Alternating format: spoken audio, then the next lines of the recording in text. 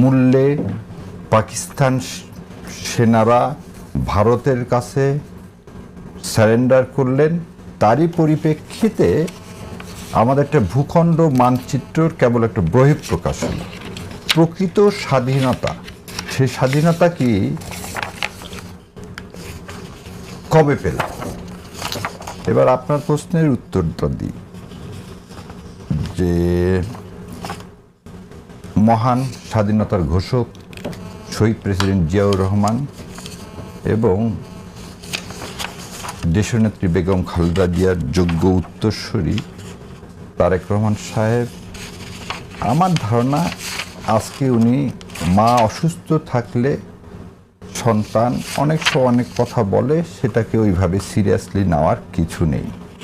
কারণ তার সাথে এখন তাকে রাজনীতি ইলেকশনের মাঠে তাকে মাথা চালাতে হচ্ছে, তাকে তার কন্টেস্টেড বিভিন্ন জায়গায় দেখা যাচ্ছে যে প্রার্থী নিয়ে একটু বিরূপ প্রতিক্রিয়ার সৃষ্টি হচ্ছে। তারপরও মমতাময়ী মা মৃত্যু সজ্জায়। তো সেই সময় উনি ৭১ নিয়ে যে কথাটা বলছেন, আমি সম্মানের সাথে বলবো উনি সারা দেশকে বুঝাতে চেয়েছেন ৭১ আজ ৫৩ বছর পরও কেন মীমাংসিত হলো না। ৭১ এই ইস্যু আজ এত বছর পরও কেন মীমাংসিত হলো না। যেমন আজকে আমি 15 অ্যামেন্ডমেন্টে মানে মামলা ছিল, সে মামলায় অ্যাপিলেট ডিভিশনে আমি উপস্থাপন করলাম যে শহীদ প্রেসিডেন্ট জিয়াউর রহমান হচ্ছে স্বাধীনতার ঘোষক জিয়া, কিন্তু কনস্টিটিউশনে বলে দিচ্ছেন যে শেখ মুজিবুর রহমান হচ্ছে স্বাধীনতার ঘোষক, যেখানে তাজউদ্দিন সাহেব নিজে বলতেছেন যে শেখ মুজিবুর রহমান ঘোষণা দেননি। যেখানে দিস অ্যান অ্যাডমিটেড ফ্যাক্ট, উনি 25 তারিখ সন্ধ্যাবেলা কি হইলেন, অ্যারেস্ট হলেন। একে খন্দকার বলতেছেন উনি ঘোষণা দেননি। তাহলে এই কনস্টিটিউশনে এই যে নিলেন, তাহলে এই মীমাংসা অমীমাংসিত। আমি একটু আগে আপনাকে বললাম 16 ডিসেম্বর। কেন আমার মনে হয়, দেখেন আমার পরিবার মুক্তিযুদ্ধ, এই কথা বারবার বলার দরকার নেই, আমার মা বাবা সবাই যে সাফারার, বা বাংলাদেশের সমস্ত মুক্তিযোদ্ধারা যে সাফারার, 16 ডিসেম্বর যে সারেন্ডার অনুষ্ঠানটা হলো, সেখানে কেন আমার মুক্তিযোদ্ধারা ছিল না? এই মুক্তিযুদ্ধটা তো আমাদের সবার, একটা লোকের কিন্তু না। কিন্তু এখানে আমি একটু অ্যাড করি, আপনি বাংলাদেশ ফোর্সের যে ওখানে উপস্থিতি ছিল, এই যে এগ্রিমেন্টের মধ্যে আত্মসমর্পণের যে দলিল, সেই দলিলে কিন্তু বাংলাদেশ ফোর্সের কথা উল্লেখ করা ছিল, সেটাও আপনাকে বলতে হবে। তা আপনি শুধু ভারতের কথা বলছেন, কিন্তু একটি অংশ তো আপনি অনুজ্জ রেখে যাচ্ছেন।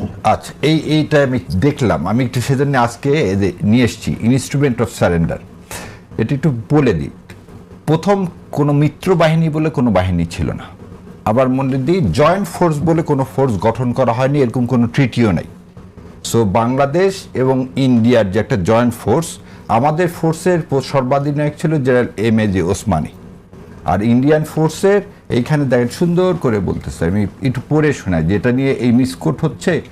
The Pakistan eastern command agreed to surrender all Pakistani arm forces in Bangladesh to Lieutenant General Jagjit Singh Arora, General Officer Commanding in Chief of the India, and Bangladeshi forces in the Eastern Theater. Where is the Bangladeshi forces?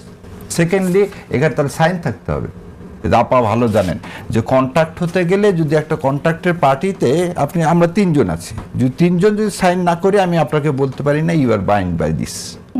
ঠিক আছে, আমরা এখানে বাংলাদেশ ফোর্সের কথা উল্লেখ করা আছে, সেটাই আমি বলতে চাইছি। না, আমি একটু পরে ওখানে শেষ করে দিই আরেকটু। The Pakistan eastern command shall come under the order of Lieutenant General Jagjit Singh Arora as soon as this instrument has been signed. Full stop. কোথায় বাংলাদেশ সৈন্যের কথা বলা আছে? আচ্ছা, এখন আমার প্রশ্ন হচ্ছে যে বাংলাদেশের মুক্তিযুদ্ধ নিয়ে আপনি যে কথাটা বলছেন, এখন মুক্তিযুদ্ধকে যেন খারিজ করে দেওয়ার মতো একটা অবস্থায় আমরা চলে যাচ্ছি। মনে হচ্ছে যে এটা বাংলাদেশের মানুষ মুক্তিযুদ্ধ করেনি, আপনি ভারতকে সামনে নিয়ে আসছেন। এই বক্তব্যটার সাথে ভারতের বক্তব্যের একটা মিল আমি দেখতে পাই, কারণ ভারত কিন্তু বরাবর বলে এসেছে এবং ভারতের বিভিন্ন দলিলেও আমরা দেখেছি যে এই যুদ্ধটা ছিল ভারতের সাথে পাকিস্তানের যুদ্ধ। আপনারা ভারতের এগেইনস্টে এত কথা বলেন, তাহলে ভারতের এই ন্যারেশন কেন আপনারা এই জন্য একটু আগে বললাম তো, উল্লেখ করছেন, কেন establish করছেন? 16ই ডিসেম্বর আমাদের মুক্তিযুদ্ধ না, মুক্তি দিবস হবে না, আমাদের মুক্তি দিবস হবে হচ্ছে 1972 সালের 13ই মার্চ। 1972 সালের 13ই মার্চ, যেদিন বঙ্গবন্ধুর দাবির পরিপ্রেক্ষিতে এদেশ থেকে 1.5 লক্ষ ইন্ডিয়ান সোলজার যখন এদেশ থেকে চলে গেল। আপনারা হয়তো জানেন কিনা জানি না, 16ই ডিসেম্বর যখন এই পাকিস্তানি সেনাবাহিনী সারেন্ডার করলো, তারপর সমস্ত বিভাগীয় জেলাগুলোর হেডকোয়ার্টারের ডিসিদেরকে ডেকে সেই জেলাগুলোর দায়িত্বভার নিয়েছিল ইন্ডিয়া। কেন তা নিবে? এবং এটা যদি শামসুল্লাহ সাহেবের বইয়ে আপনার পড়লেই দেখতে পাবেন। সেই জন্যে যতদিন পর্যন্ত ইন্ডিয়ান সৈন্য এদেশে ছিল, আমরা স্বাধীনতা পাইনি। আমরা মার্কেট মানে আধিপত্যবাদ, অর্থনৈতিক আধিপত্যবাদের কথা বাদ দেন, সৈন্য যতদিন 13ই মার্চ 1972 সাল পর্যন্ত এদেশে ছিল, ততদিনকে আমাদের আসলে স্বাধীনতা হয়েছিল। তাহলে আমাদের স্বাধীনতা দিবস যখন 16ই ডিসেম্বর করতেছি, তখন মোদি যখন টুইট করে বলে 16ই ডিসেম্বর হচ্ছে ইন্ডিয়া পাকিস্তানের যুদ্ধ, যখন আমাদের সম্মানিত সেনাপ্রধানের সাথে ইন্ডিয়ান সেনাপ্রধানের মিটিং হয়, সেই মিটিংয়ের পিছনে জেনারেল অরোরা আর নিয়াজির সারেন্ডার ছবি দেওয়া হয়, এই যে অবমাননা আমার মুক্তিযোদ্ধাকে, এইটা তো আমাদেরকে অবমাননা।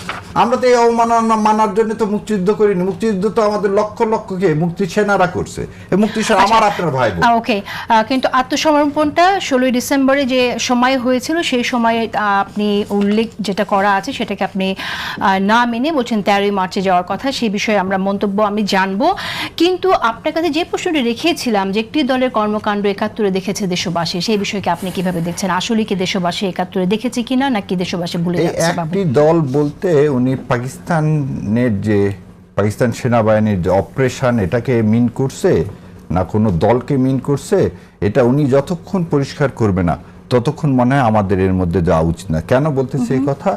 যে বাংলাদেশ জামাত ইসলামকে যদি ইন করা হয় তাহলে এটা হবে না, কারণ তার মা এবং তার বাবা, যেমন বলি তার বাবা মুসলিম লীগকে অ্যাকোমোডেট করছেন, ন্যাপ এবং মুসলিম লীগ দুইটার মধ্যে দিয়ে বিএনপির উৎপত্তি, এবং শাহ আজিজুর রহমান, জাদু মিয়া দুইজনাই কিন্তু সেন্টেন্স খাটা। আবার বলে দিচ্ছি, শাহ আজিজুর রহমান 5 বছর না, জাদু মিয়া 5 বছর জেলে খাটছিলেন যুদ্ধ অপরাধের জন্য, আর শাহ আজিজুর রহমান 2 বছর জেলে খাটছিলেন। সো যেখানে কনসিলিয়েশন করছেন তার বাবার আদর্শ থেকে সে তারেক রহমান বিচ্যুতি হবে, এটা আশা করি না। দ্বিতীয় কথা, 90 সালে জামাতে ইসলামের সমর্থন নিয়ে বেগম খালেদা জিয়া যখন সরকার করলেন, এবং আপনাদের একটা মনে আছে বোধহয়, বেগম খালেদা জিয়াও বলছিলেন এই দেলোয়ার হোসেন সাইদিদের যে বিচারটা হচ্ছে, বিচারের নামে প্রহসন, এবং এই মির্জা আর মহাসচিব মহোদয় উনি পর্যন্ত বলেছেন এটা বিচারের নামে প্রহসন।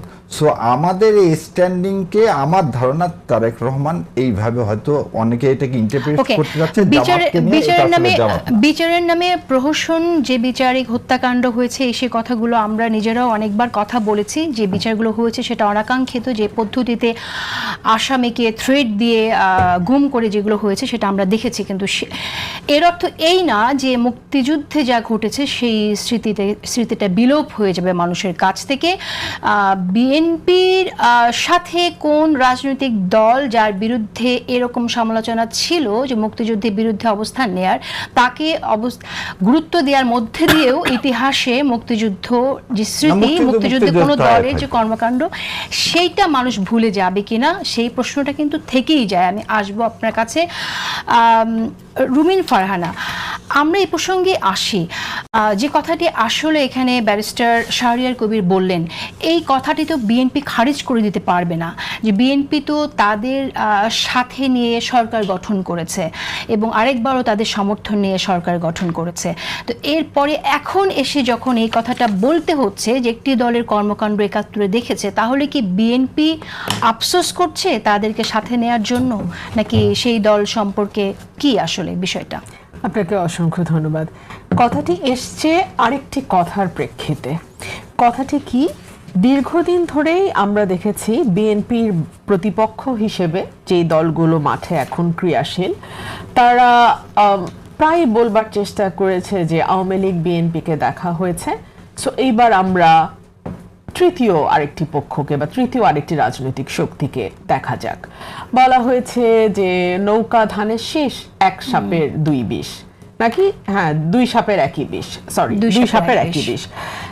এই যে কথাগুলো, এই যে ন্যারেটিভগুলো দীর্ঘদিন ধরে রাজনীতির মাঠে এখন চর্চিত হচ্ছে, তাহলে তো পাল্টা বিএনপিও প্রশ্ন করতে পারে যে যখন জামায়াতে ইসলাম বিএনপির সঙ্গে 2001 সালে জোটবদ্ধভাবে ইলেকশন করলো, বিএনপির গভর্নমেন্টে গেল, বিএনপির দুজন মন্ত্রী জামায়াতে ইসলাম থেকে দায়িত্ব পালন করলেন, তখন কি তারা জানতেন না যে দুই সাপের একই বিষ? কিংবা তখন কি তাদের মনে হয় নাই যে বিএনপি চাঁদাবাজ, হেন তেন আজকাল যে ইয়েগুলো সামনে আসছে, তো সেই সময় কি তাদের এই কথাগুলো মনে হয় নাই?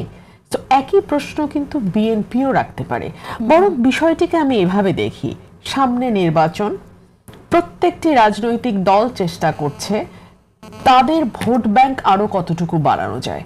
প্রত্যেকটি রাজনৈতিক দল চেষ্টা করছে যে এইবার একটা সুষ্ঠু নির্বাচনের মাধ্যমে যদি তারা সরকার গঠন করতে পারে। প্রতিটি রাজনৈতিক দল চিন্তা করছে, হয়তো যাদের ভোট কিছুটা কম, যে তারা কত বেশি আসন সংখ্যা কত বেশি বাড়ানো সম্ভব। সো এইগুলো হিসাব মাথায় রেখেই ভোট ব্যাংক বাড়ানোর যে একটা প্রতিযোগিতা, সেটাকে খুব খারাপভাবে দেখবারও কিছু নাই। নির্বাচনকে সামনে রেখে আমি মনে করি এই ধরনের চাপান উত্তর চলতে পারে, এবং দলগুলো পরস্পরের যদি মনে করে যে দুর্বলতা কিংবা পরস্পরের যেই জায়গাগুলোকে তারা মনে করে মানুষের চোখের সামনে নিয়ে আসলে তার ভোট কিছুটা বাড়বে, ওই দলের ভোট কিছুটা কমবে, সেগুলো আনতেই পারে। এটা খুব স্বাভাবিক। তার মানে এগুলো আসলে কিছু মিন করে না, এটা ভোট ব্যাংক আরো একটু বড় করার জন্য, স্ট্রঙ্গার করার জন্য শুধু বলা একটা হচ্ছে। হচ্ছে যে ভোট ব্যাংক বাড়ানোর ব্যাপার আছে, দুই হচ্ছে কাউন্টার। আপনি একটা ন্যারেটিভ যদি বাজারে দেন আমার বিপক্ষে, ডেফিনেটলি সেটা কাউন্টার করবার জন্য আমি আরেকটা ন্যারেটিভ আনবো। Okay. সো এটাকে আমি এভাবেই দেখতে চাই। আচ্ছা, কিন্তু সেক্ষেত্রে এই প্রশ্নটাও আছে যে ধর্মকে ব্যবহার করা, সেটাও যে অভিযোগটা আসছে, তাহলে কি এটাই শুধুমাত্র ওই এগেইন ভোট ব্যাংক বড় করার জন্য কিনা, সেই প্রসঙ্গ আসে এখানে। বেশ কয়েকটা বিষয়, ধর্মকে ব্যবহার করা, ধরুন আপনার দলের নামের সঙ্গে ইসলাম শব্দটি ওতপ্রোতভাবে জড়িত, দীর্ঘদিন ধরে যারা আপনার দল করে এসছে তারা ওই চিন্তা থেকেই আপনার দলে গেছে যে আপনি যদি রাষ্ট্র পরিচালনার দায়িত্বে কখনো যান, তাহলে আপনি বাংলাদেশে একটা ইসলামের শাসন কায়েম করবেন। সেইটুকু চিন্তা থেকেই তো মানুষ গেছে, তাই না? সেখানে আপনি যখন ভোটের হিসাব নিকাশ থেকে আপনি আপনার দলে হিন্দু শাখা খুলেন, সেখানে যখন আপনি একজন হিন্দু ক্যান্ডিডেটকে প্রার্থী করেন, তখন ডেফিনেটলি একটা প্রশ্ন আসে। আপনি যখন রোজা এবং পূজাকে সমানভাবে মানুষের সামনে নিয়ে আসেন, ধরুন এই কথাটি, আমি একদম কথার কথা আপনাকে প্রশ্ন করি, এই কথাটি যদি বিএনপির কেউ বলতেন, তাহলে আজকে পরিস্থিতি কোথায় গিয়ে দাঁড়াতো? সম্ভবত ধর্ম অবমাননার জন্য তার নামে মামলা হয়ে যেত। মামলা হয়েছে ইতিমধ্যে, আমরা দেখছি যে সেটা তো অনেক পরে, অনেক জল ঘোলা হওয়ার পরে। কিন্তু এমনও তো হতে পারে যে মামলা হওয়ার আগে তৌহিদে জনতা গিয়েই তার বাড়ি ঘর ভেঙে চুরে ফ্ল্যাট করে দিত, একেবারে ফ্ল্যাট করে দিত। সো আপনি যখন আপনার নামের সঙ্গে ইসলামকে এমন ভাবে রাখেন, তখন মানুষের এক ধরনের প্রত্যাশা তৈরি হয়। যারা আপনার কর্মী, সমর্থক, ভোটার, বিশেষ করে ভোটার, তারা তো আসলে আপনাকে একভাবে জেনে ভোট দেবে বা একভাবে জেনে আপনাকে সমর্থন করছে। সেখান থেকে আপনি যখন হিসাবের কারণে বা ভোটের হিসাবের কারণে একেবারে 180 ডিগ্রি ঘুরে যান, তখন সার্টেনলি সেটা মানুষের মধ্যে এক ধরনের প্রশ্ন জন্ম দেয়। ঠিক আছে।